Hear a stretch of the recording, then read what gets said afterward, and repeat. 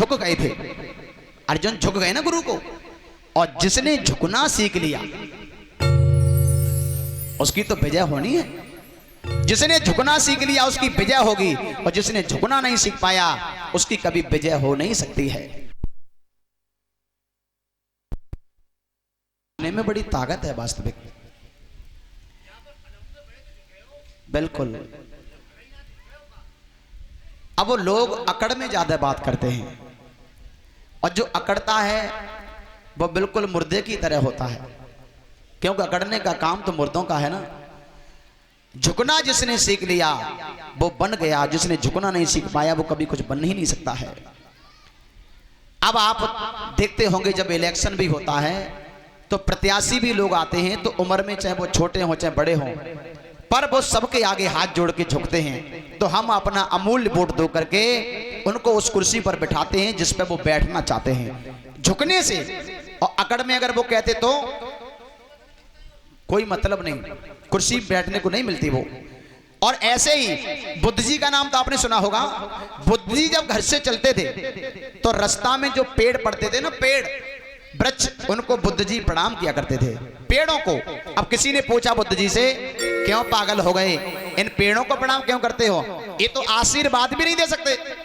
तो बुद्ध जी ने कहा, सुनो भैया, ये वृक्ष आप कह रहे आशीर्वाद नहीं, वृक्ष तो इतना देते हैं कि आप समझ नहीं पा रहे हो।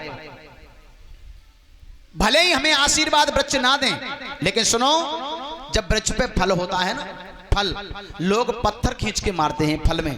जैसे आम का सीजन चल रहा है अभी, पत्थर खींच के मारते हैं और वो फल टूट जाता है।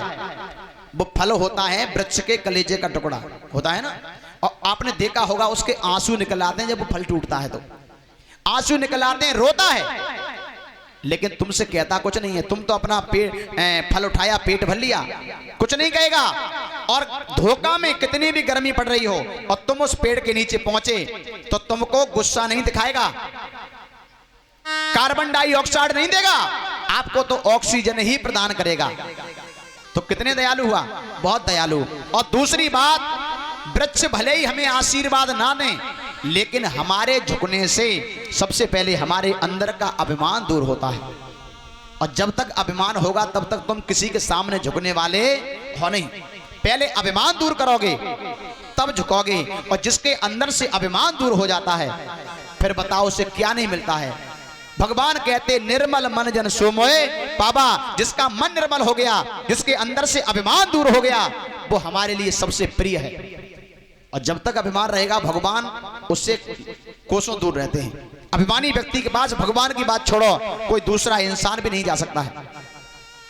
तो इसलिए आप झुकना सीख जाओ, भले ही कोई सामने वाला आशीर्वाद दे या ना दे, पर तुम्हारा मन निर्मल होगा तो भगवान की कृपा तो हो ही जाएगी। आप सब कुछ बन जाओगे, महान बन जाओगे। ये जो घड़ा रखा है ना, घड़ा, घड़े के ऊपर क्या रखा होता है, घड़े के ऊपर क्या रखा है, सरबा, सरबाई तो बोलते हैं। एक दिन सरबा कहने लगा घड़े से, और क्या कहने लगा कि हे घड़ा भैया, तुमने कभी हमें जल नहीं पिलाया, कभी जल नहीं पिलाया। तो उस घड़े ने कितना सुंदर उत्तर दिया, सरबा भैया, तुम्हें पता है हम जल किसे पिलाते हैं, जो मेरे नीचे आकर के झुकता है। कटोरी आए, गिलास आए, बेला आए, थाली आए, कुछ भी आए, वो पहले नीचे झुकेंगे तब हम उन्हें जल पिलाएंगे। और तुमने कभी झुकना सीखा? तुम तो हमेशा मेरी खोपड़ी पे सवार रहते हो, तो हम तुम्हें जल कहां से पिला दें बताओ। कहने का मतलब, अपनी अकड़ में रहोगे तो आपको कभी कुछ मिल नहीं सकता है, और झुकना सीख जाओगे तो समझ लो तुम्हें सब कुछ प्राप्त हो जाएगा, जो तुम चाहते हो वही मिलेगा, भगवान की कृपा होगी। तो अर्जुन जब झुक गए तो गुरुजी ने कहा, अर्जुन विजयी भव, तेरी विजय हो, मेरी हार हो जाए। देखिए दुश्मन कितना भी हो और दुश्मन के आगे भी तुम झुक जाओ, दुश्मन ये नहीं कहेगा कि तुम्हारी हार हो जाए, वो अपनी हार स्वीकार करेगा, तुम्हारी विजय ही घोषित करेगा। ये झुकने में सामर्थ्य है। मेरे भगवत प्रेमियों, दोनों तरफ से युद्ध जब प्रारंभ हुआ तो युद्ध जब होता गया, धीरे धीरे धीरे धीरे कई एक दिन निकल गए युद्ध को चलते चलते, और उस युद्ध में दुर्योधन के 99 भाई मारे गए। काफी सेना समाप्त हो गई और 99 भाई तक मारे गए। अब दुर्योधन ये सोच रहा है कि आखिर योद्धा तो मेरी तरफ भी हैं, योद्धा तो मेरी तरफ हैं, लेकिन उन पांचों पांडवों में से किसी की उंगली नहीं कटी और मेरे इतने भाई मारे गए। तो आज दुखी दुखी कहां पहुंचा? भीष्म पितामह के पास और कहा कि बाबा, मुझे ऐसा लग रहा है कि तुम अन्न तो खा रहे हो मेरा, पानी पी रहे हो मेरा, और बजा रहे हो उन पांडवों की। भीष्म पितामह ने कहा क्यों? अगर पांडवों की नहीं बजा रहे होते तो तुम्हारे आगे एक भी पांडव रुकने वाला नहीं था।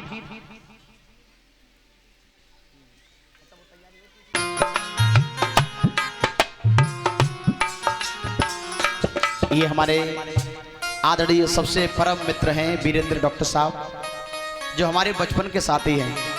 हम लोग बचपन में साथ साथ रहे। राधे राधे राधे पिया पिया, श्री राधे श्री राधे राधे राधे पिया श्री श्यामा श्री श्यामा श्यामा श्यामा पिया पिया। और इसी के साथ हमारे आदरणीय डॉक्टर साहब बड़े भैया और 501 रुपए से हमें सम्मानित कर रहे हैं। ताली हो जाए जोरदार। भगवान ठाकुर जी की असीम कृपा बरसती रहे, जीवन में आनंद ही आनंद आता रहे, ऐसी कृपा भगवान की बनी रहे।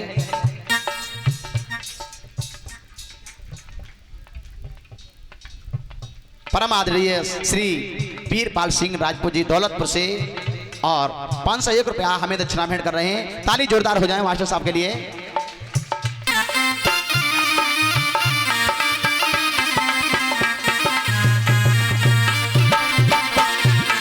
अरे श्री श्यामा श्री श्यामा श्यामा श्यामा पिया पिया।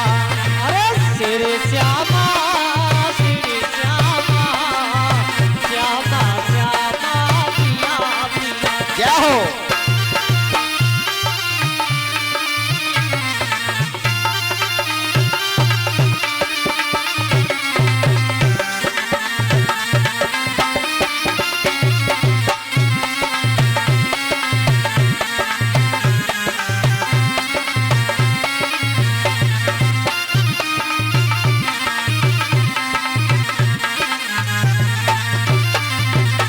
पिया पिया। बोलिए गोविंद भगवान की जय हो।